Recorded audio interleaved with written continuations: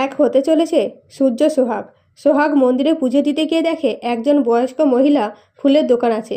সেই দোকান থেকে তিনজন গুন্ডা ফুলের মালা নেয়, কিন্তু টাকা চাইলে দেয় না।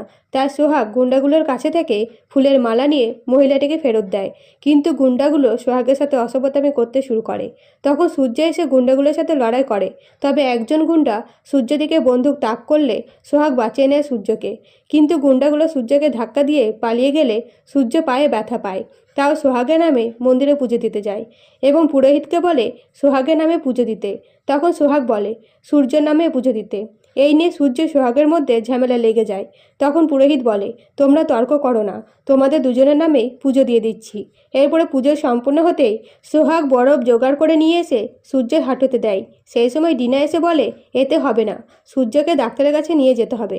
তখন সূর্য বলে, কি ব্যাপার বলো তো ডিনা, আমাদের পেছনে কি লোক লাগিয়েছো?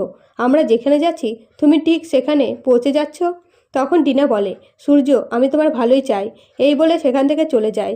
এরপরে সূর্য তৈরি হয়ে বাড়ি থেকে বেরোতে গেলে সোহাগ বলে, স্যার কোথায় যাচ্ছেন? তখন সূর্য বলে, তোমার জানাটা কি খুব দরকার? তখন সোহাগ মনে মনে বলে, তার মানে স্যার নেশা করতে যাচ্ছে। তখন সূর্য বলে, সোহাগ তুমি যেটা ভাবছো সেটা না, আমি মিটিংয়ে যাচ্ছি। এই বলে সূর্য চলে যেতে যায়। তখন সোহাগ সূর্যকে জলের বোতল নিয়ে যেতে বলে, কিন্তু সূর্য নিতে না চাইলে সোহাগ বলে, নিয়ে যান, না তো আপনি অসুস্থ হলে আমাকে সবাই দোষারোপ করবে। তখন সূর্য বলে, তার মানে লোকের কথা ভেবে তুমি আমার যত্ন করো? তখন সোহাগ বলে, হ্যাঁ। তখন সূর্য বলে, মিথ্যে কথা, তুমি আমাকে ভালোবেসে আমার সেবা করো, তাই তো? তবে কি এক হতে চলেছে সোহাগ সূর্য? জানতে চ্যানেলটিকে সাবস্ক্রাইব করে পাশে থাকবেন। ধন্যবাদ।